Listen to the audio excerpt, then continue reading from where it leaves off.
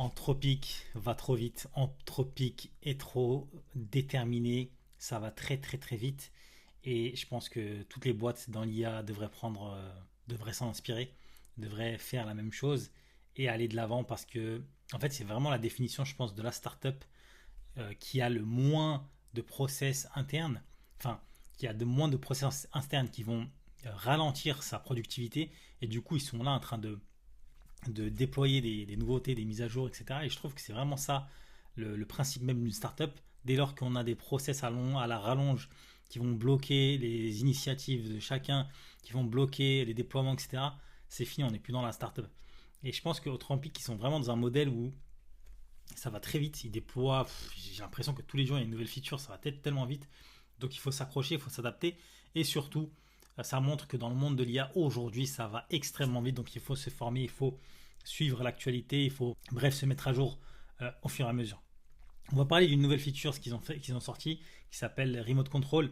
Remote Control, c'est en gros Cloud Code, Cloud dans ta poche, on va dire, mais surtout le contrôle à distance de ta machine. C'est ça qu'il faut vraiment retenir de cette fonctionnalité, c'est je prends à distance ma machine depuis mon téléphone. S'il n'y avait pas eu OpenClaw, à mon avis, ils n'auraient jamais sorti ça, en tout cas aussi rapidement. Et on va voir comment ça fonctionne, pourquoi c'est intéressant et quelles sont les limites et tout ça quoi dans cette vidéo. Un truc intéressant aussi que j'ai remarqué, enfin que j'ai vu, 41% du code aujourd'hui est écrit par de l'IA, c'est incroyable. Ça va tellement vite dans les repos Git. Aujourd'hui, la plupart des commits sont faits avec des agents de code, hein, donc Cloud Code et compagnie. 29 millions d'installations de Cloud Code, de VS Code pardon, par jour, incroyable. Donc ça va tellement vite que il faut s'adapter, il faut suivre, il faut se former. Et il faut vraiment être là parce que ça va tellement vite que dans une semaine, on ne sait pas où est-ce qu'on sera encore. Donc voilà. Donc on va regarder comment ça fonctionne. Remote Control, c'est quoi les limites. Donc pour rappel, un Cloud Code, Remote Control, pardon, c'est quoi le principe? C'est de démarrer une session sur son ordinateur. Donc la condition, c'est quoi? C'est d'avoir un ordinateur qui fonctionne avec un Cloud Code qui tourne sur sa machine. Et en fait, quand on va démarrer la session, l'idée c'est de pouvoir récupérer cette session depuis n'importe où. En tout cas depuis un téléphone. C'est en gros ça l'idée. Donc bien évidemment, il faut un abonnement, il faut s'authentifier sur Claude, sur sa machine, avoir confiance, voilà, c'est exécuter Claude dans le répertoire, etc. Donc ça, c'est la configuration de base. Et ensuite, on a la commande Remote Control qui va nous permettre de nous donner un lien sur lequel on va pouvoir lancer, récupérer en tout cas la session qu'on aura lancée depuis notre PC sur notre téléphone. Voilà, donc se connecter depuis un autre appareil, etc.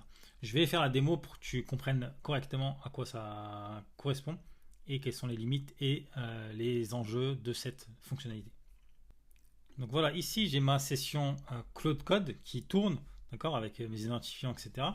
Là, si je tape Remote Control et que je fais entrer, donc là il va me donner un lien et normalement si je fais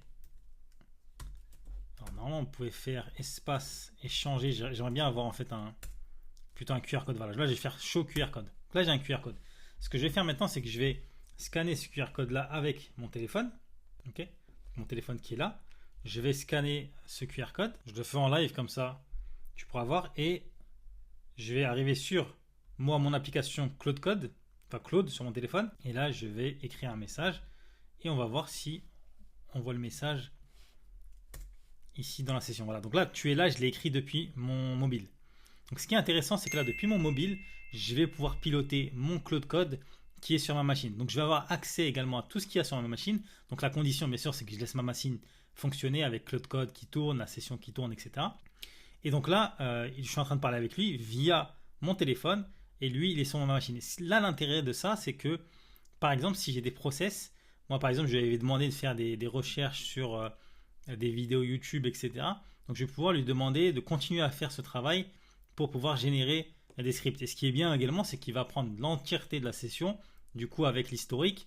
Donc là, si je lui demande, peux-tu continuer de travailler sur sur les vidéos YouTube?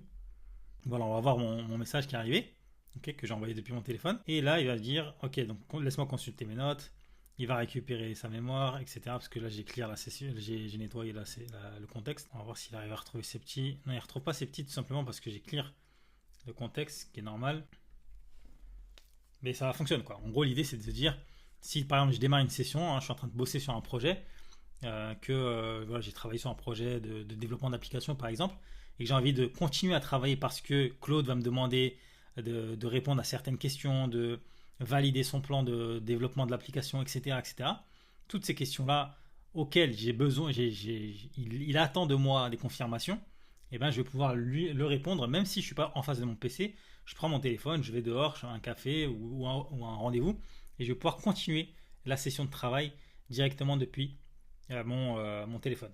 Et l'intérêt de ça, c'est que bah, j'ai aussi accès à tout ce qu'il y a sur ma machine. C'est-à-dire que sur mon téléphone, je peux lui demander, voilà, va chercher ça, va chercher ci.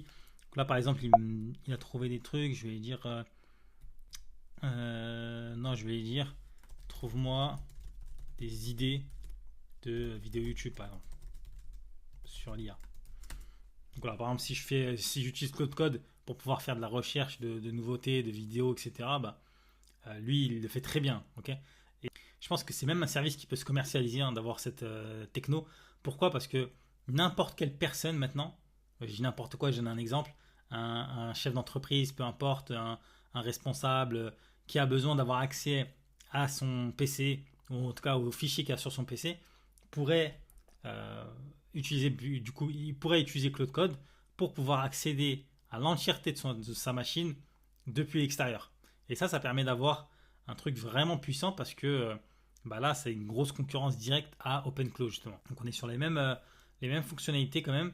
Moi, j'ai quand même pour l'instant encore, j'ai une préférence pour OpenClaw. Pourquoi? Parce que ils ont vraiment bien géré le côté messagerie. Donc on peut l'adapter à vraiment différents types de messagerie, Telegram, WhatsApp, Slack, etc. Et ça a vraiment été pensé en mode assistant IA. Claude Code, à la base, c'était vraiment pour la partie coding.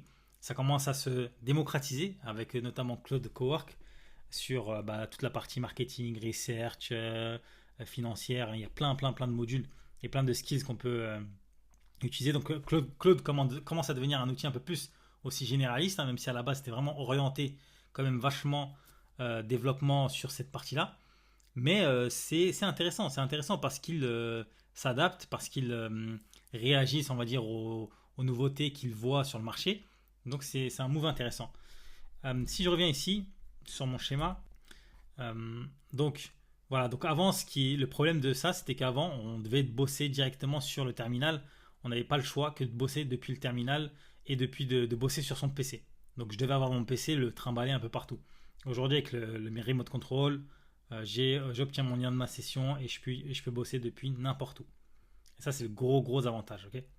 Donc, le téléphone, il va utiliser absolument toute la puissance de OpenClaw, hein. En fait, c'est vraiment, on a accès à l'entièreté de la session et on a accès justement au PC local avec les fichiers, les agents, les skills, si on a mis des skills à l'intérieur, des MCP, toute la configuration de Claude qu'on a sur notre machine, et ben on va y avoir accès directement depuis le téléphone. Ça, c'est vraiment puissant.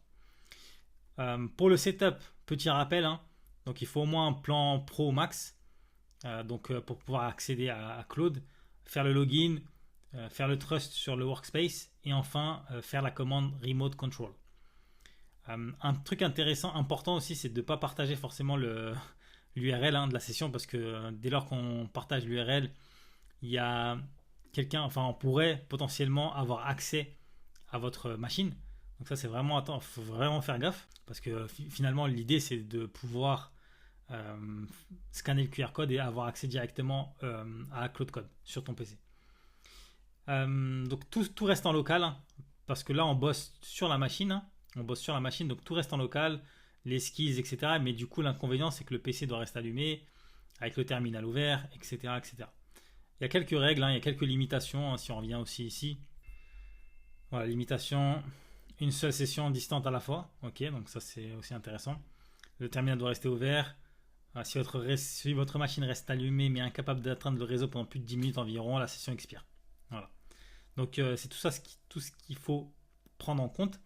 Et ça c'est aussi, je pense, un des avantages d'OpenClaw justement, c'est de pouvoir déployer ça sur un VPS, de pouvoir déployer ça n'importe où. Et c'est pour cette raison d'ailleurs que moi, j'utilise SetupClaw qui me permet d'avoir n'importe quel assistant IA directement déployé en un seul clic. C'est vraiment ça, en une minute, j'ai mon assistant qui est déployé et je peux faire absolument tout ce que je veux directement sur mon OpenClaw. et enfin au moins Plainclot via Setupclaw du coup, où là toutes mes instances. Si je clique là-dessus, là j'ai accès à absolument tout.